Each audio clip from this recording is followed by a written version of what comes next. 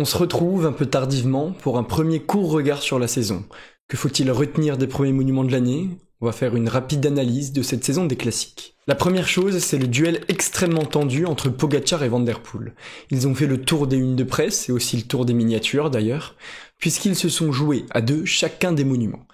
Il y a des leçons intéressantes à en tirer, et sans surprise, même si le score du match est équilibré, au nombre de victoires sur ces courses mythiques, le réel avantage est nettement à Tadej Pogačar.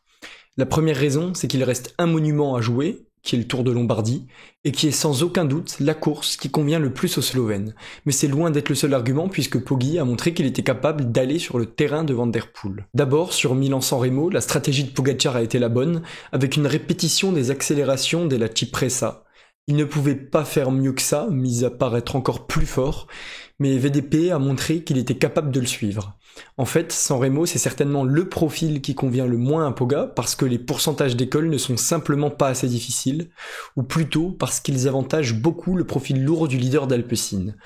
Cependant, il n'a pas et n'aura certainement jamais les capacités pour lâcher celui du AE, donc une arrivée au sprint l'avantage logiquement, à l'image de cette année, mais Pogačar aura certainement, un jour, une chance de le battre. C'est une conclusion intéressante puisque si on regarde l'entièreté des monuments, Van der Poel n'a presque jamais lâché Pogačar de sa roue, peu importe le terrain. Ce ne serait alors peut-être pas une histoire de profil, si on enlève la montagne du Lombardia où là il y a vraiment une différence évidente, mais simplement une histoire de capacité d'accélération.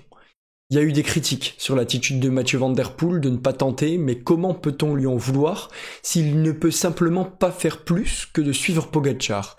Et finalement, son palmarès prouve que sa stratégie a été convaincante. Il y a une course en particulier qui a montré la supériorité du Néerlandais, c'est Paris-Roubaix.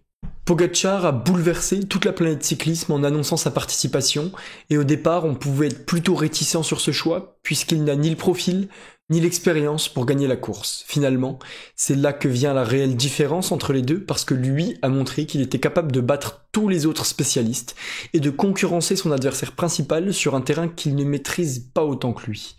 Déjà, sur le Tour des Flandres, sa victoire veut dire beaucoup, puisqu'il prouve qu'il peut rééditer son succès de 2023 tous les ans, alors qu'on donnait un petit avantage à Van der Poel.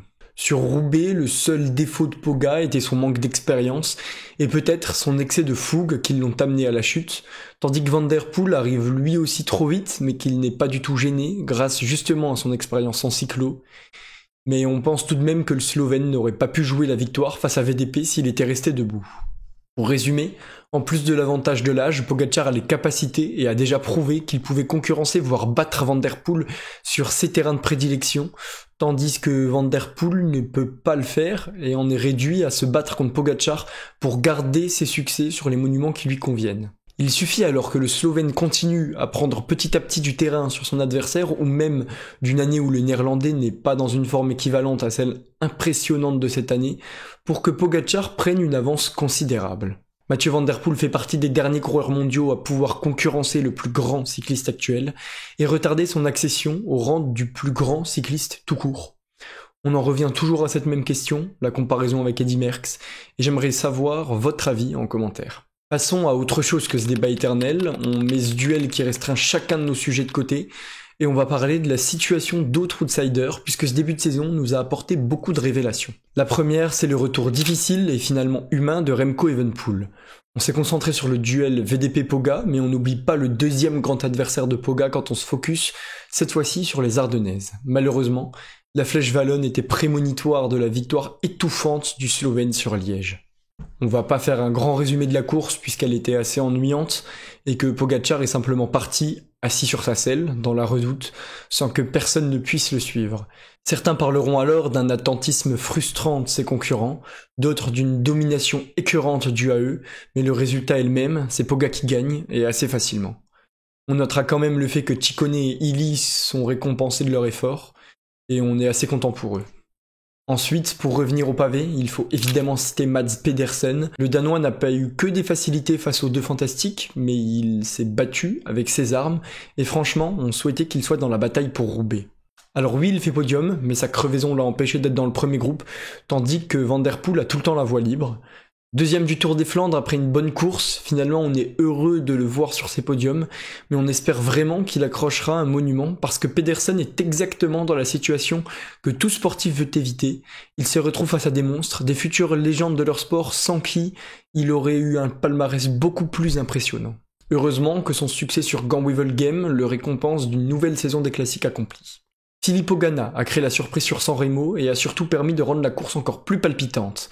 Il avait logiquement du mal sur les pentes trop difficiles, mais réussissait à rentrer dès qu'il revoyait un peu de plat et qu'il pouvait déployer toute sa force afin d'atteindre une belle deuxième place au sprint. On le pensait peut-être capable d'embêter les favoris de Roubaix et des Flandres, mais entre les problèmes techniques et ses capacités d'accélération tout de même en dessous des autres, il n'a pas fait mieux qu'un top 10 sur les 2 monuments. Enfin, on a assisté au retour de Van Aert, la deuxième pièce maîtresse de la Belgique sur les monuments. Le débat était tendu sur le fait qu'il soit admis au sein des Fantastiques, mais il a échoué au pied du podium sur les 2 monuments pavés. Finalement, on a été rassuré par sa forme, mais il est loin du niveau du duo Poga-Van Der Poel. Ses résultats sont à l'image du bilan de son pays sur les monuments, sans aucun podium à la clé. En fait, les mêmes coureurs se répètent au sommet des mêmes classements, et une autre conclusion est à tirer, c'est l'absence des Français, ce qui n'est pas vraiment surprenant. Déjà, sur les monuments pavés, comme chaque année, on attendait personne et on a eu personne. Alors, je suis un peu mauvaise langue, parce qu'il faut signaler l'absence de Christophe Laporte. On peut aussi dire que Valentin Madouas aurait été capable d'un bon classement en Flandre, et il se retrouve d'ailleurs au sprint pour un top 10 avec Paré-Peintre, sans réussite. Pour Paris-Roubaix, le bilan est comme souvent catastrophique, puisque le premier tricolore est 25e à plus de 5 minutes, avec le surprenant Florian Dauphin. Finalement, la meilleure performance doit être celle de Grégoire, qui a montré de très belles choses en étant le seul à suivre les membres du podium final sur San Remo, mais il n'a malheureusement pas pu tenir le rythme. On en attendait beaucoup plus sur Liège, mais malgré quelques-unes de ses apparitions, ou celle d'Alaphilippe, qui s'est mis dans le rouge, Guillaume Martin ainsi qu'Alex Baudin, aucun n'a réussi à faire d'écart et sont arrivés au sprint pour voir Axel Laurence intégrer le top 10 final. Pour nous rassurer, on a apprécié Kevin Vauquelin prendre une 2e place consécutive sur la Flèche Wallonne, qui n'est pas un monument, sachant que cette fois-ci la concurrence était beaucoup plus conséquente, ce qui prouve les grandes qualités du coureur d'Arkea qui suscite des convoitises pour le prochain mercato, un coureur à surveiller. Bref, l'histoire se répète, marquant l'ennui de certains et la fascination des autres. Et toi, donne-moi ton avis en commentaire. C'est la fin de cette petite vidéo récapitulative avant de se retrouver pour la preview du premier grand tour, le Giro d'Italia.